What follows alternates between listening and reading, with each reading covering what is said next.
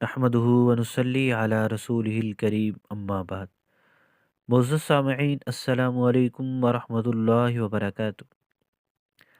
ہم نے پچھلی ایک گفتگو میں کہا تھا کہ حضرت فاطمۃ الزہرا رضی اللہ تعالی عنہا کے گھر پر حملہ اور ان کو زخمی کرنا اور ان کو شہید کرنا، یہ واقعہ کذاب راویوں کا گڑھا ہوا ہے، اس کا حقیقت کے ساتھ کوئی تعلق نہیں ہے۔ اور ہم نے یہ بھی بتلایا تھا کہ صرف اہل سنت علماء نہیں بلکہ شیعہ علماء بھی اس واقعہ کو جھوٹا، موضوع، جعلی قرار دیتے ہیں۔ ابھی ہم آپ کے سامنے ایک شیعہ کے بڑے عالم، جو شیعہ کے ہاں مرجع و تقلید کی حیثیت بھی رکھتے ہیں اور کئی علاقوں میں ان کی تقلید بھی کی جاتی ہے، الشیخ محمد الحسین آل کاشف الغطا۔ یہ آل کاشف الغطا یہ شیعہ کا ایک خاندان ہے جو جدی پشتی شیعہ ہیں، اور یہ محمد الحسین اس خاندان میں سے ہیں، یعنی یہ جدی پشتی شیعہ ہیں، اور ان میں بہت سے شیعہ کے علماء بھی گزرے ہیں۔ انہی میں سے ان کے عالم ہیں محمد الحسین۔ انہوں نے ایک کتاب لکھی ہے، کتاب کا نام ہے جنت المأویٰ۔ یہ کتاب کا ٹائٹل پیج آپ کے سامنے ہے، یہ دیکھیں لکھا ہوا ہے بقلم الامام آیت اللہ العظمی الشیخ محمد الحسین آل کاشف الغطا۔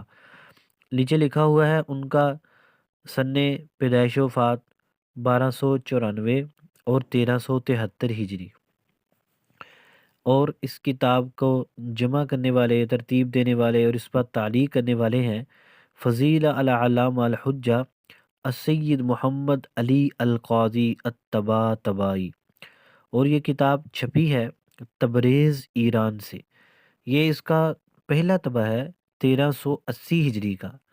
اس میں عبارت یہ موجود ہے صفحہ نمبر 159 پر، لیکن چونکہ اس میں لکھائی تھوڑی باریک ہے، اس لیے ہم ایک دوسرے طبع سے آپ کو یہ عبارت دکھاتے ہیں کہ وہ اس واقعہ کے بارے میں کیا کہتے ہیں۔ وَلَكِنْ قَضِيَّةُ ضرب الزہراء ولطم خدها مما لا يكاد يقبله وجداني ويتقبله عقلي ويقتنع به مشاعري لا۔ کہتے ہیں اور لیکن حضرت زہرا کو مارنے کا قضیہ، معاملہ، واقعہ، اور ان کے رخسار کو پیٹنے کا واقعہ، مما یہ ان واقعات میں سے، ان باتوں میں سے ہے۔ وہ کہتے ہیں کہ میرا وجدان اس کو قبول نہیں کرتا اور میری عقل اس کو تسلیم نہیں کرتی، اور کہتے ہیں کہ میرے مشاعر یعنی میرے حواس اس واقعہ کی صحت پر مطمئن نہیں ہے بالکل بھی۔ کیوں؟ آگے پھر انہوں نے دلیل دی ہے، یعنی وہ بتلا چکے ہیں کہ حضرت زہرا کو مارنے کا واقعہ اور ان کے رخسار پیٹنے کا واقعہ، یعنی جو شیعہ نے کہانی گڑھی ہوئی ہے، کہتے ہیں یہ بالکل میرا وجدان، میری عقل، میرے مشاعر اس کو قبول نہیں کرتے۔ کیوں؟ اس لیے لأن القوم يتحرجون ويتورعون من هذه الجرأة العظیمة۔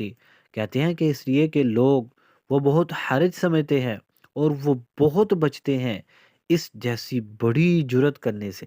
کیوں؟ یعنی وہ کہتے ہیں کہ اس طرح کا کام کرنے سے تو لوگ بہت ڈرتے ہیں۔ بل لأن السجایا العربیہ والتقالید الجاہلیۃ التي رکزتها الشریعة الاسلامیۃ وزادتها تأییدا وتأکیدا تمنع بشدت ان تضرب المرأة او تمد الیہا ید سوء۔ اور کہتے ہیں کہ اہل عرب کی عادات اور جاہلی طرز شریعت اسلامیہ نے جس کو باقی رکھا ہے، بلکہ ان کی مزید تائید و تاکید بھی کی ہے۔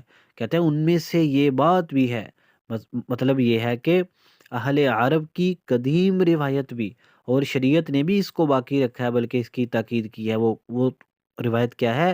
وہ روایت بھی اس بات سے روکتی ہے کہ عورت کو مارا جائے. کہتے ہیں وہ اہل عرب کے پرانا طرز بھی، شریعت اسلامیہ بھی سختی سے منع کرتی ہے کہ عورت کو مارا جائے یا اس کی طرف برا ہاتھ اٹھایا جائے. آگے کہتے ہیں حتیٰ ان فی بعض کلمات امیر المؤمنین علیہ السلام ما معناه. کہتے ہیں کہ اس بارے میں امیر المؤمنین حضرت علی علیہ السلام کا ایک قول بھی مروی ہے کہ ان الرجل کان فی الجاہلیت، کہتے ہیں کہ لوگ جاہلیت میں بھی اذا ضرب المرأة، جب عورت کو مارتا تھا، یبقى ذلك عارا فی اعقابہ ونسلہ، تو یہ عار سمجھا جاتا تھا اس کی نسلوں میں، اس کی پشتوں میں. یعنی حضرت علی کا قول انہوں نے نقل کیا ہے، ان کی طرف منسوب کر کے وہ فرماتے ہیں کہ جاہلیت میں بھی یہ بات تھی کہ جب کوئی آدمی کسی عورت کو مارتا تھا تو یہ عار سمجھا جاتا تھا، اور یہ عار اس کی نسلوں میں چلتی تھی. یہ آپ دیکھیں، یہ علامہ محمد الحسین آل کاشف الغطاء نے یہ کتنی واضح بات لکھی ہوئی ہے.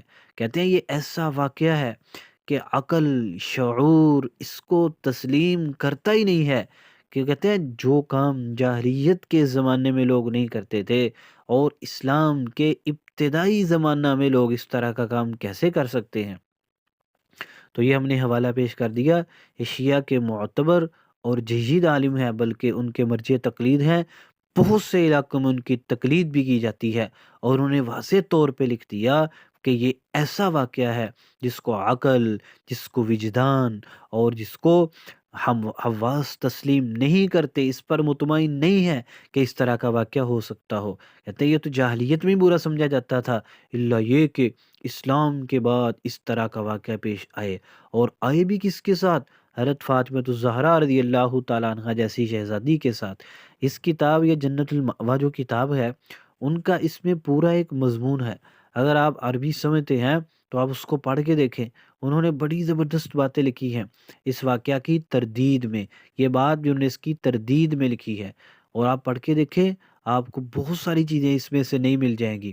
اگر آپ عربی نہیں جانتے تو کسی صاحب علم کے پاس بیٹھ جائیں اور اس کے سامنے یہ عبارت رکھیں، وہ آپ کے سامنے اس کی وضاحت کرے، تو آپ کو معلوم ہو جائے گا کہ یہ شیعہ کا جھوٹا گڑا ہوا واقعہ ہے صحابہ کرام کو بدنام کرنے کے لیے. نہ صرف اہل سنت علماء بلکہ شیعہ علماء بھی اس واقعہ کو جھوٹا قرار دیتے ہیں.